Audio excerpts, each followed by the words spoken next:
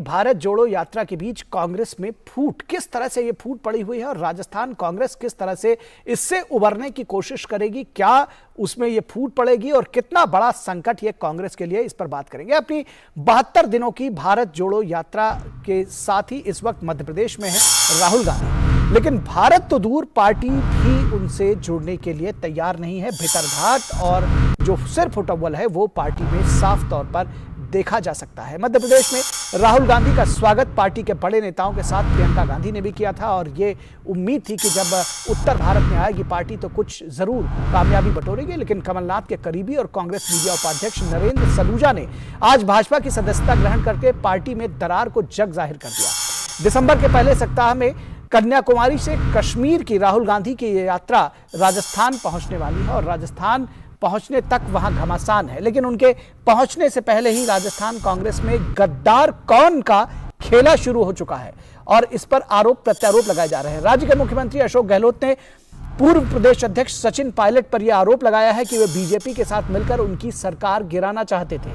Media से बात करते हुए अशोक गहलोत ने सचिन पायलट को गद्दार कहा था, यानी कि जो लड़ाई अभी पर्दे के पीछे थी वो सामने आ गई है और आरोप प्रत्यारोप खुलकर सामने आ गए हैं। पायलट अभी भारत जोड़ो यात्रा से लौटकर राजस्थान पहुंचे हैं और उन्हें सीएम बनाने की चर्चा एक बार फिर से तेज हो गई है। दक्षिण भारत के 7 राज्यों की यात्रा करके राहुल गांधी ने अभी उत्तर भारत में कदम रखा ही है कि पार्टी की गुटबाजी एक बार फिर से सामने आ गई है और ये राहुल गांधी और पार्टी के लिए बड़ी चुनौती होगी। कुछ दिन पहले अजय माकन ने राजस्थान प्रभारी के पद से त्यागपत्र देकर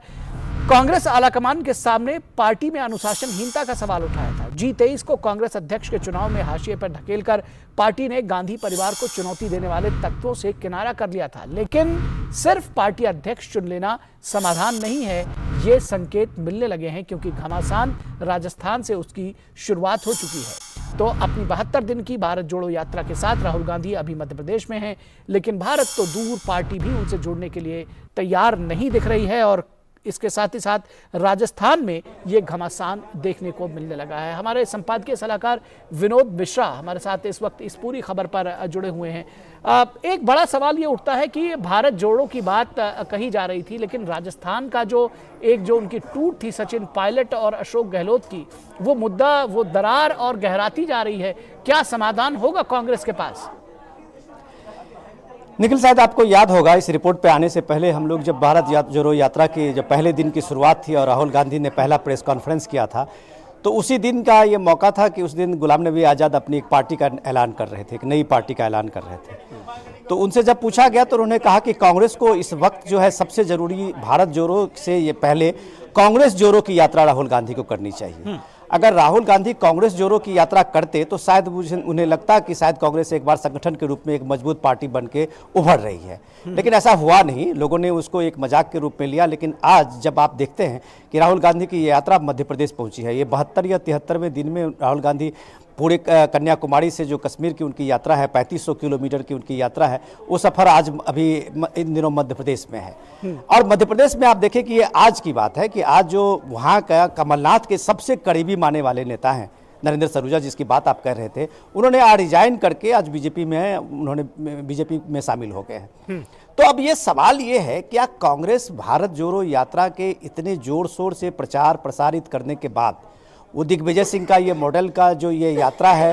वो दिग्विजय सिंह के घर में कांग्रेस के पार्टी के नेता, कांग्रेस पार्टी के कार्यकर्ता अगर छोड़ के बीजेपी में शामिल हो रहे हैं, तो इसका मतलब है कि इस पार्टी में संवादहीनता की इतनी गहराई है जिसके कारण एक पार्टी के कार्यकर्ता भी नहीं जुड़ पा रहे हैं। तो अगर राहुल गांधी का अगर ये दावा है कि वो भारत को जोड़ने निकले हैं, तो ऑब्वियसली गुलाम नबी आज़ाद की बात को सामने में रखना चाहिए कि उस पर कांग्रेस को जोड़ने की बात सबसे प्रायोरिटी थी। रही बात, अभी आप गुजरात की राजस्थान की बात कर रहे थे। राजस्थान में अभी देखिए 1 दिसंबर को ये यात्रा जो है 1 दिसंबर से शायद राजस्थान के बॉर्डर से प्रवेश करके राजस्थान के कम से कम 3-4 दिन की यात्रा होगी। राजस्थान में उनकी यात्रा को लेकर अलग अलग तैयारी चल रही है। उनका वहाँ पे सीएम अशोक गहलोत हैं, आने वाले 1 साल के बाद वहाँ पे इलेक्शन भी होने वाला है। तो ऑब्वियसली राहुल गांधी की यात्रा को कांग्रेस के संगठन के रूप में भी वहाँ एक बड़ी चुनौती के रूप में ली गई थी कि यात्रा को हमें घर घर तक पहुँचाना है, जन जन तक जोड़ना है। कांग्रेस के संगठन संगठन को मजबूत करना है। लेकिन हुआ क्या, अब वहां हुआ कि राहुल गांधी की यात्रा अभी राजस्थान पहुंची नहीं है, मध्य प्रदेश के बॉर्डर भी क्रॉस नहीं किया है, लेकिन उससे पहले ही अशोक गहलोत ने एक बहुत बड़ा हमला जो है सचिन पायलट पे किया है। अब वहां पे सचिन पायलट पे कह के उन्होंने जब ये कहा कि सचिन पायलट हमारे जो पुराने अध्यक्ष थे वही हमारे साथ गद्दारी की थी, उन्होंने पार्टी तोड़ के बीजेपी के साथ मिलकर सरकार बनाना चाह रहे थे, और वो अगर ये दावा करते हैं कि ये सीधे सीधे सचिन पायलट को किसी भी हालत में यहाँ मुख्यमंत्री हम बनने नहीं देंगे, तो जाहिर सी बात है कि जिस प्रॉब्लम को एड्रेस राहुल गांधी को करना चाहिए या गांधी परिवार को करना चाहिए वो नहीं किया गया है। ये कॉस्मेटिक सर्जरी का जो आप कह सकते हैं कि जो संगठन में चुनाव की बात कह के खूब जोर शोर से ढोल पीटा गया कि संगठन के नए अध्यक्ष हो गए हैं, गांधी परिवार से अलग हट गई, कांग्रेस में 24 साल के बाद ये पहला अध्यक्ष बना था, लेकिन उस अध्यक्ष के मैंडेट क्या है? जब अजय माकन यही सवाल पूछते, राजस्थान के प्रभारी हैं, और वो अगर वो सवाल पूछते हैं कि भाई जिन लोगों को अनुशासनहीनता के खिलाफ में नोटिस दी गई थी उन पे कोई कार्रवाई नहीं हुई, तो फिर ये राजस्थान के प्रभारी होने का हमारा क्या मकसद है? और उन्होंने रिजाइन कर दिया था। तो ये सारी दिक्कतें हैं, और इस दिक्कतों को अगर आप एड्रेस नहीं करते हैं और लोगों में एक मैसेज देते हैं कि राहुल गांधी की भारत जोड़ो यात्रा जो है वो इतना सफल है, इसमें भीड़ जुट रही है, इसमें लोग जुट रहे हैं, तो मुझे लगता है कि ये सिर्फ एक परसेप्शन बनाने की सिर्फ कांग्रेस की कवायद है। इससे कांग्रेस का कुछ भी भला होते हुए नहीं दिख रहा है। निखिल, राजस्थान में इस यात्रा को कोई असर किसी तरह से देख रहे हैं, या यह सीधा सवाल अगर पूछा जाए कि जो राजस्थान की दरार है कांग्रेस में वो कितनी गहरी आपको दिखाई दे रही है? क्योंकि ऐसा लगता है कि अगर जिस तरह से दोनों गुट अब खुलकर आमने सामने आ गए, इसके पहले देखिए कि पर्दे के पीछे बातचीत होती थी, कम से कम मीटिंग्स में साथ बैठते थे, अब वो स्थितियां भी सामने नजर नहीं आ रही हैं। गद्दार कहना एक दूसरे को, ये सारी चीजें कहना, तो आपको लगता है कि ये दरार कितनी गहरी है? क्या जुड़कर रह पाएंगे दोनों गुट? देखिए, आपने देखा पिछले महीने में जब ये संगठन का चुनाव होना था और जब उसमें अशोक गहलोत का नाम आया था कि सर्वसम्मत से अशोक गहलोत को पार्टी का अध्यक्ष बनाया जाएगा, और अशोक गहलोत जैसे ही राजस्थान पहुंचे तो उन्होंने एक तरह से बगावत कर दी थी पार्टी के खिलाफ पे, क्योंकि वो पार्टी ने पहला शर्त उनके सामने में यही रखा था कि वो चीफ मिनिस्टरशिप से अपने को रिजाइन करेंगे, इसके बाद जो है अध्यक्ष पद की जिम्मेदारी अशोक गहलोत संभाल लेंगे। लेकिन अशोक गहलोत के लोगों ने नहीं माना। उन्होंने कहा कि अशोक गहलोत सीएम रहते हुए भी पार्टी के अध्यक्ष बन सकते हैं, जैसे कभी इंदिरा जी पीएम रहते हुए अध्यक्ष थी, राजीव गांधी कभी पीएम रहते हुए पार्टी के अध्यक्ष थे। तो वो लोग चाहते थे अगर ये सारी परंपरा कांग्रेस में है तो ये अशोक गहलोत के सामने में ये फार्मूला क्यों लाया जा रहा है? तो इसके कारण जो है वो बगावत हमने पूरी दुनिया ने उस समय में देखी थी कि जिस तरह से कांग्रेस के लोगों ने, कांग्रेस के एमएलए ने इस तरह का बगावत किया था कि सेंटर के जहां जो पर्यवेक्षक गए हुए थे उनसे मिलने के लिए कोई तैयार नहीं हुए, कोई मीटिंग जो है उसकी मीटिंग में भी सारे एमएलए जो एक तरह से बाइकआउट किया था। तो ये साफ हो गया था कि ये कांग्रेस की जो वहां पे सरकार है वो ऑलमोस्ट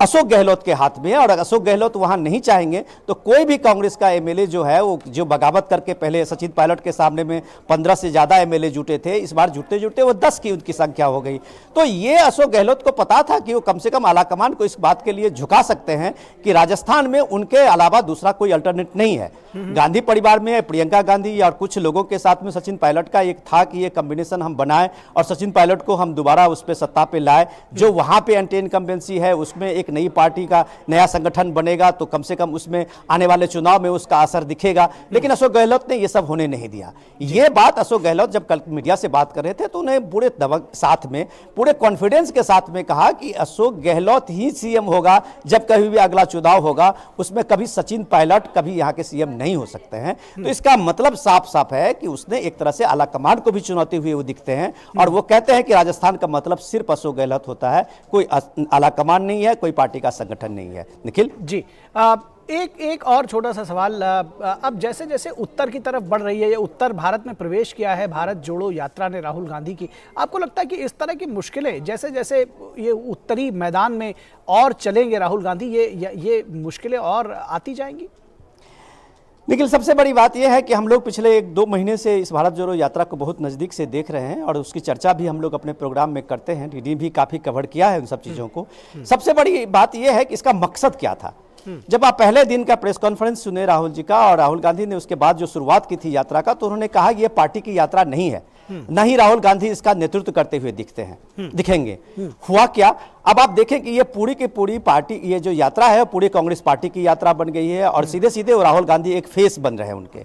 जो उसके साथ में जो सामाजिक संगठन के लोग जुड़े थे, योगेंद्र यादव जैसे प्रोग्रेसिव लोग जुड़े हुए थे, वो सारे लोग फिर कहाँ गए? जो ये कहा गया था कि ये किसी पार्टी का नहीं है, किसी संगठन का नहीं है, ये भारत को जोड़ने वाले जो प्रोग्रेसिव लोग हैं, लाइक माइंडेड पीपुल हैं, लाइक माइंडेड पार्टियां हैं, वो सब साथ में जुड़ेंगी और उसके बाद वो यात्रा का मकसद एक बड़ा मकसद होगा जो मिशन 2024 का नाम दिया गया था। लेकिन आप देखिए होता क्या कि अब उसके बाद आप देखिए ये कांग्रेस पार्टी की यात्रा बन गई और कांग्रेस पार्टी की यात्रा के कहते हैं का मतलब ये है कि जब आप देखते हैं कि प्रियंका गांधी इसमें शामिल हुई, इसमें सोनिया जी शामिल हुई, उसमें सारे कांग्रेस के लीडर शामिल हुए, उन स्टेट में उनको ले जाया गया जहां पे कांग्रेस को जिन क्षेत्रों में था कि कांग्रेस का वोट परसेंटेज यहां बढ़ सकता है, कांग्रेस को रिवाइव किया जा सकता है। तो एक मैपिंग जो इसका था वो एक तरह से किया गया था कि 2024 के इलेक्शन में कहां किस तरह से इस यात्रा से हम असर डाल सकते हैं। तो आपने एक तरह से बेईमानी की थी। जो आप अगर अभी तक इस यात्रा में राहुल गांधी कभी भी उस लोकल इशू को नहीं उठा पाए, लोकल इशू को समझ नहीं पाए,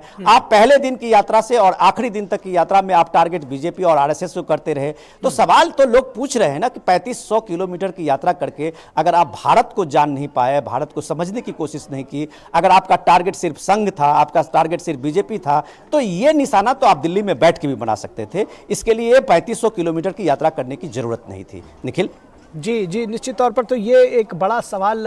कांग्रेस के लिए भी है और कहीं ना कहीं कांग्रेस कार्यकर्ताओं के लिए भी है, किस तरह से वो एकजुट हो सके। और जैसा कि शुरू में कहा गया कि भारत जोड़ने की बात कह रहे हैं, लेकिन कहीं ना कहीं कांग्रेस को फिर से जोड़ने की ज़रूरत है। तमाम जगहों पर जो टूट है वो साफ नज़र आ रही है। बहुत शुक्रिया इस तमाम बातचीत और जानकारी के लिए